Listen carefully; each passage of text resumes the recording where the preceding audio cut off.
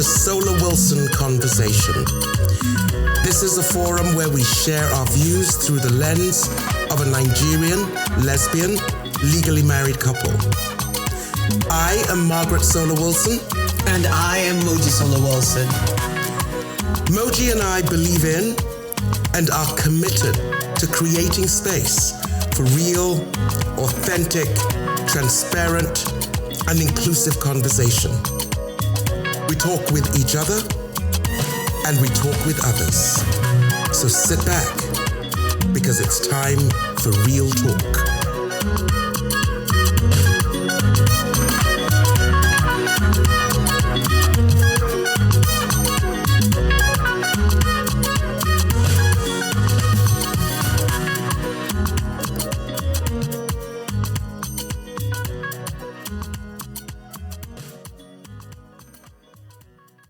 Moji, so we're here again for another conversation. How are you? I am absolutely fantastic. Great day outside today. How are you? Great, lovely weather. The sun's out. So great. We thought that today we would take on the topic that I think a lot of people listening to us are interested in. And that's coming out of the closet. Which I often refer to as walking out of the shadows. Yeah, that's interesting, isn't it? Yeah. And it makes me think, why do we describe it as coming out of the closet? An interesting term. Isn't it though? Yeah. I've often wondered why they termed it coming out of the closet, because it's not like I was hanging in the closet. And there's so many different closets, right? So which closet did we come out of, really? Yeah. When you think about coming out, what do you think about? What does that process feel like to you? Does it really feel like coming out of anything? It never felt like coming out of anything. It felt like owning my truth. So when they say coming out, I expected it to be a lot more glamorous, like, you get dressed and then you go out. I literally thought it would feel like that. But what it felt like was owning my truth, taking my power back. That's what it felt like. It didn't feel like I came out, if that makes any sense. Yeah, and when I think about that and I think about my journey, it's paradoxical because the first step for me in the quote unquote coming out was actually going inward, because the first step for me was truly going inward, reflecting on who I truly was, my essence, coming to terms with that and then accepting it. Exactly how I see it as well, because for me, I had to truly understand who I am, who I wanted to be, and who I was meant to be. The hardest piece for me was aligning all three, merging all three. And that process was a very lonely period of my life, because I had to be quiet to be able to hear from my inner self. Yeah, those are great insights. And it got me thinking, when we talk about coming out of the closet, and many people come out of the closet after years of being in the closet. Mm-hmm. So Moji, let me ask you, what kept you in the closet? A lot of things kept me in the closet. The fact that I had no clue that I was not the only gay Nigerian woman, that kept me in the closet, because then I would truly be possessed by the demon, and I believed that I was an abomination, which is what church teaches, or taught me, I should say. And I went from different denomination of churches along my journey to self. That, but the same sermon was being preached, coated in different flavors, so to speak. So I stayed in the closet for quite a long time because I kept thinking, I would wake up one day after I've prayed to God and I've fasted and I've served for many years, that I would wake up one day and God will take this disease, this thing, this demon away from me. So I stayed in for a very long time. I was almost 40. I was in my late 30s when I came out to myself. And I believe I was in almost 40 when I came out to the world. That's interesting. We have a commonality, and I think many lesbian and gay people across the world will have this in common. As I listen to you, I think about my journey, and I would say what kept me in the closet, there were a number of things. The first was the fear of being the only person who was different. Because remember, we didn't have those conversations. So I went through this period where I didn't really see anyone who was like me or who had the same feelings I had. And then I think the second thing that kept me in the closet was a sense of failure.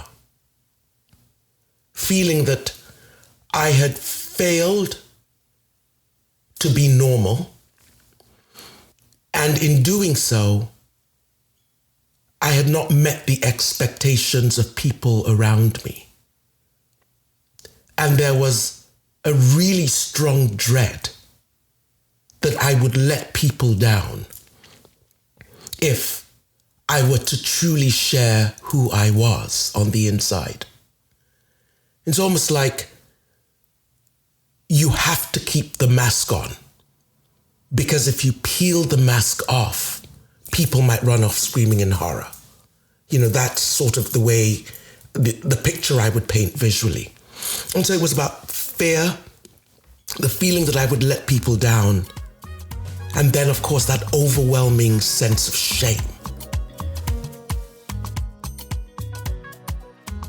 Did you feel a sense of shame? Did you admit to yourself that you were ashamed of who you were? Of course. And in admitting to oneself, to myself, the shame actually engulfed me. The shame took me over. And now they call it internalized homophobia. But it's self-hate. I hated myself. I didn't see the value in me. I became an overachiever, believing that if I achieved so much, people will not see that piece of me. And on the flip side, I became a people pleaser. So I wanted to please people. That way they don't see.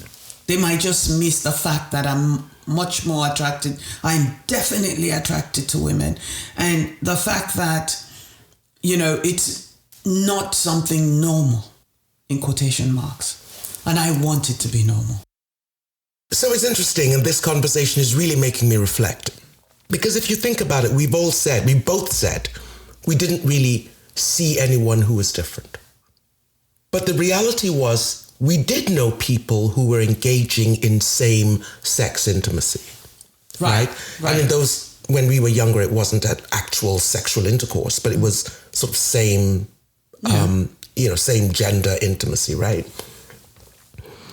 And so I think actually that I went through the first phase of, I see other people engaging in this intimacy with people of the same gender, right? But it's just a thing. Right. And I honestly believed it would pass, a phase. And then I got to this stage where I knew it wasn't going anywhere. And that's when I sat with the feelings I described earlier on. I failed, I'm not meeting expectations, a huge sense of shame. And then I think the third step for me, and maybe for you, is how do I become normal? Yeah. The struggle to be normal. That's when you become religious, isn't it? That's when you go to church. I went to church almost 5 days a week. And I went from church to church thinking, okay, I'm not getting any salvation here. You know, we've been taught that you bring any problems to God and everything is okay. You have no idea how many times I went to the altar call. Literally, I was going up to the altar call every week, if not every other week. Because the thing I came to church for, to be taken away, is always there. It never left. Never left. So I now took religion and became very religious. I would fast 7 days a week, 1 week a month. I would go to church. I would pray. I joined different churches, hoping that maybe that one church was not good enough and the next one would cure me, and it never happened. Similar journey, and all the while you're having this quiet, private conversation with God, right? Because I know the one good thing that came out of my search for normalcy, which was also grounded in religion, was the fact that I read the Bible more times than I care to remember, cover to cover. And the inconsistencies didn't answer my question either. So I kept going to church because the salvation's got to be there. And then you know you're not changing. And so then I internalize that. I'm not changing because I'm not trying hard enough or because I'm not good enough. Very often because I'm not believing hard enough. Mm-hmm. And I think a lot of us have that journey through religion. Yeah. And it's interesting, I don't know about you, but I knew what I was seeking in church, but I didn't have that conversation with anyone. Yeah. So it's a private conversation between me and God, and I'm really active in church and I'm an active member, but nobody really understands why I'm there. Yeah. The two churches I went to, I actually owned up to the pastors. And of course, they gave me Bible verses, they gave me rituals to do. They told me, it's a lot. I went through a lot of religious abuse.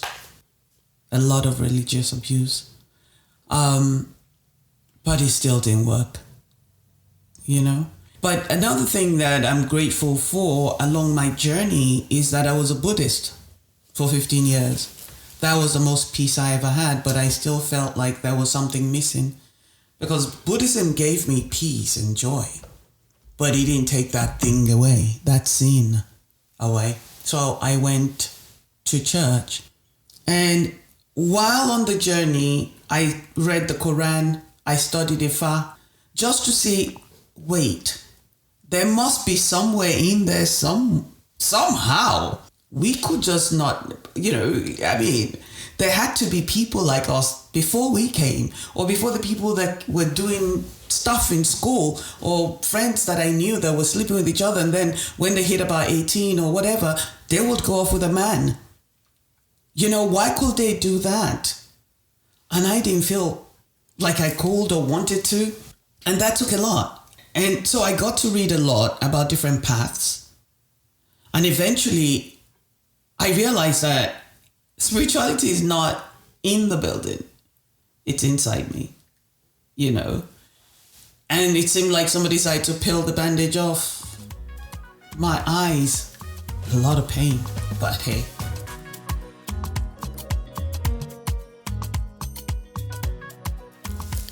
It's interesting you say that because we've talked about that in multiple settings, right? And for me, I actually had a different approach. I thought about shopping around for a religion that wouldn't have a problem with it. But deep down inside, I felt that was a cop-out. Because it felt too much like shopping around till you found a religion that had the answer you wanted. And for me, that I didn't feel that would really meet my need. I wanted to know if this was really wrong. And it took me a while to recognize that answer could not come from the outside. Because I firmly believe that we all have this innate ability to differentiate right from wrong and to understand what are our positive attributes and what are our negative attributes. We might not share that externally, but deep down inside we know. And it was a journey for me to get to the point where I was fully convinced that this was my essence and there was absolutely nothing wrong with it. And it's almost as though that happens in the twinkling of an eye. You can almost put your finger, in my mind, on the moment. Tell us about that moment for you. The moment. It was so, it's so clear, right? I'd gone through this period of trying really hard to be everything for everybody. My father had just died. A lot was going on. I think I was opening up a restaurant around that time as well. And I woke up that morning and it seemed like I just had clarity. So much had happened to me, abuse-wise, along the way.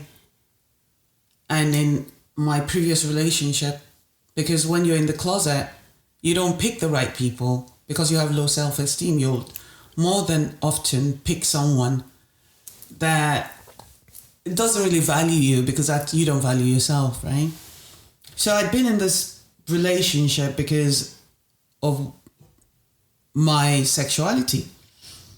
And I woke up that morning very early and it was just there. I can't live like this anymore. And whatever happens, happens from here on. And before that, there was a lesbian woman that was in the real estate organization I was in, that was rising up in the community, in the real estate community. And people knew she was gay and they voted for her.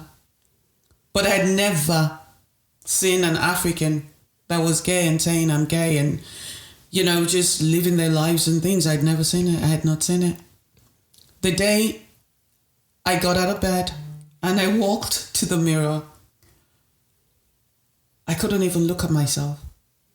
And I turned around and walked downstairs. And that was it for me. It speaks to the power of visibility, right? Yeah. Because I've shared with you before, my story was somewhat similar. And this was after I moved from Nigeria to the UK in my late 20s. And it wasn't until I got to the UK that I actually saw a magazine, and there were quite a few of them then that actually centered the lesbian or the gay community. And it was amazing to me that there was a magazine about this. It made it real. But in a sense, because it was so real, strangely, I felt an even deeper sense of shame. Because this thing that was driving shame on the inside was actually real. And so people often say that when you move out of a country like Nigeria, and the numbers haven't changed, about 90% of the country don't agree with this, right? With homosexuality or with same-gender marriage. And people often think that when you move out of a country like Nigeria to a country that's more liberal, all of a sudden you find this new sense of freedom, and there you are, you come out of the closet. No, the interesting thing in my journey was that I actually carried the burden of shame with me. Mm-hmm. And it's even more isolating. And I remember this day, I was sitting in a subway station, the Tube in London. And I was pretty just, really sad about my journey forward. I couldn't really see the light. And I remember hearing these heels coming down the corridor. It was late afternoon, so it was just getting a bit dark. And the heels came down and I looked up and I saw a black woman, short hair, very clearly a lesbian. And I looked around and people were pointing and snickering and whispering, and she just held her head up high and kept walking. And in that moment, Moji, I said to myself, if she can do this, I can do. And that literally was it. I was done with the hiding, done with the shame, simply because I had seen and felt the essence of someone who owned their identity fully.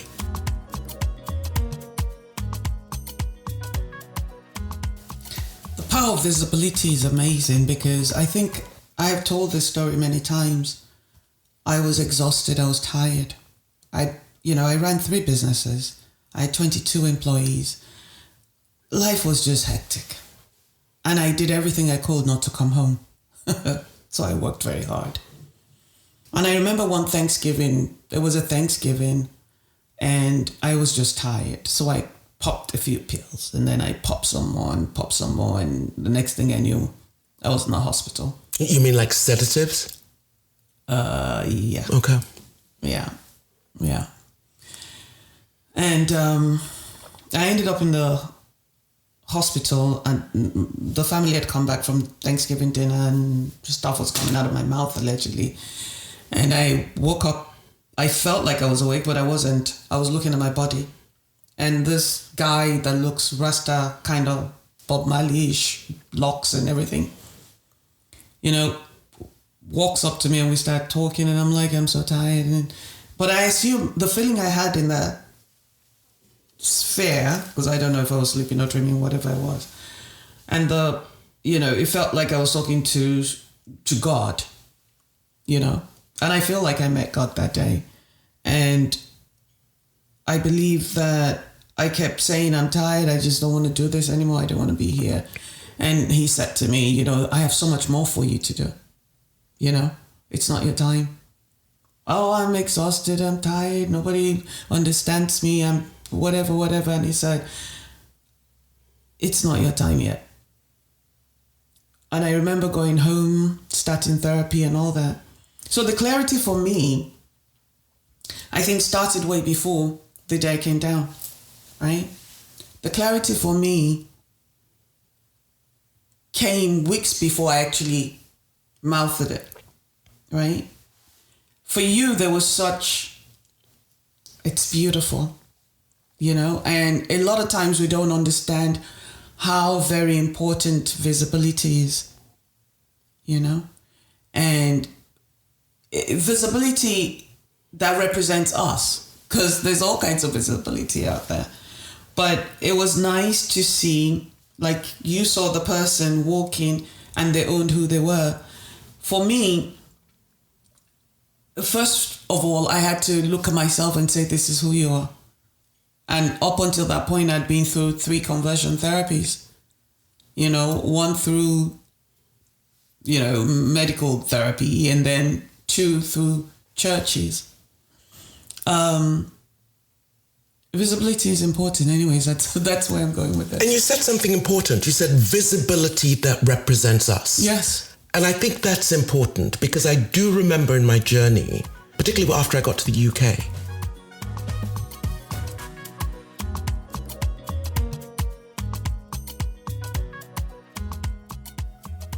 I saw people that were gay, gay men. I saw lesbian women. But I think this was the first person I saw that could have been me. Yeah. The way she was dressed, simple, favored the color black, pants and a nice polo, short hair. It could have been me. It was like looking at myself in the mirror. And so I think when we think about visibility and what you and I like to describe as individual activism, yes, it's really important that we stand up so people who identify with us in one way or the other can see us. Yes, and they can see themselves in us, which is the most important piece.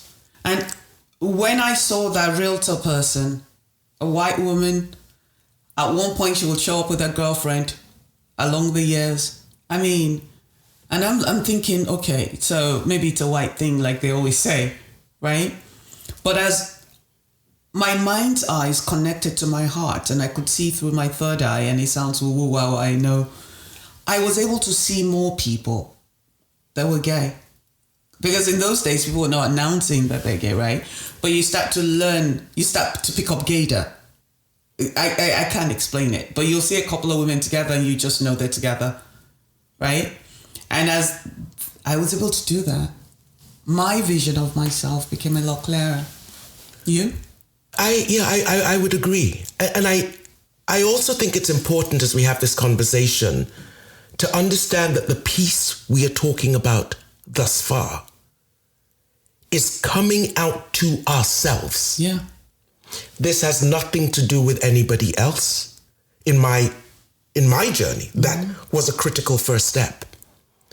It's taking time to, I came out to myself and I took time to understand myself and spend time with the new me. Understand how the new me is thinking of engaging with the world, is thinking of expressing, just taking a hard critical look. Because for many years prior to that point, like many other lesbian and gay people, what I was actually a charade. We wear a mask. We, even our body language, the way we occupy space is different because we manage that so that we can guard our secret. So first step was actually coming out to myself and spending time with myself. I think too often we jump into the next step. Okay, so now I've got to go tell everybody. Right. But it's almost like, in retrospect, I'm glad I spent time with myself because in order to introduce the new me to someone else, I've got to know who the new me is. It was never the new you. The way I say to myself, in order to introduce my authentic self, I had to know who I was and who I am and who I want to be, right? Because I had to merge all three of those together before I even allowed people to see me. And that took quite a while. It took about 4 years. But it's a journey I wouldn't trade for anything else.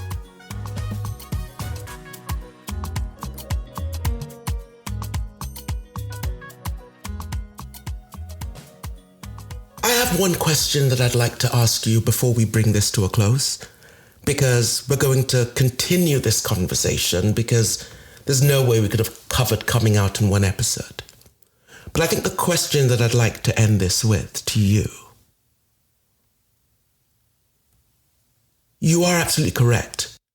This whole coming out to ourselves is actually, for me, it was the first recognition of my authentic self.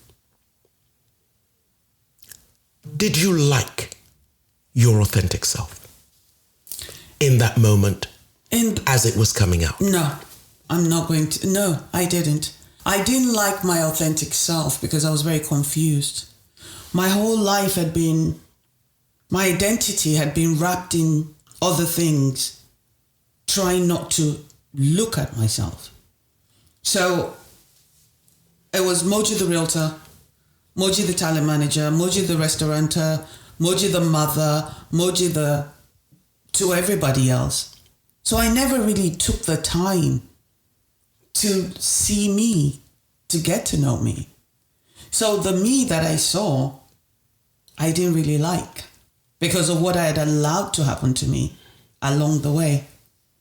But it took a while to get to the point where I stood tall, and irregardless of what my journey has looked like or where I've been, the mistakes I've made and the choices I've made, I believe today I'm at the best place in my life ever because I know who I am, the good, the bad, and the ugly.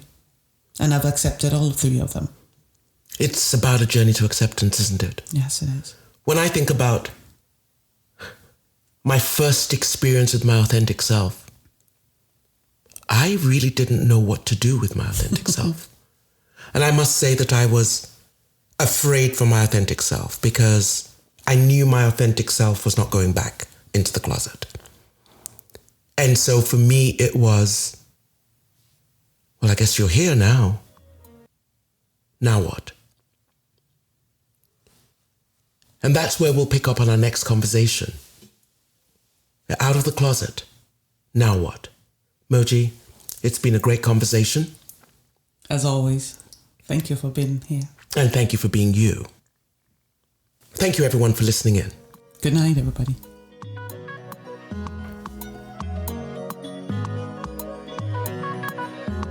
Thank you to everyone for listening in to the Solar Wilson Conversation, where we share our views through the lens of a Nigerian, lesbian, legally married couple. So signing off, I am Margaret Solar Wilson. And I am Moji Solar Wilson. And as usual, we leave you with our message. Be authentic.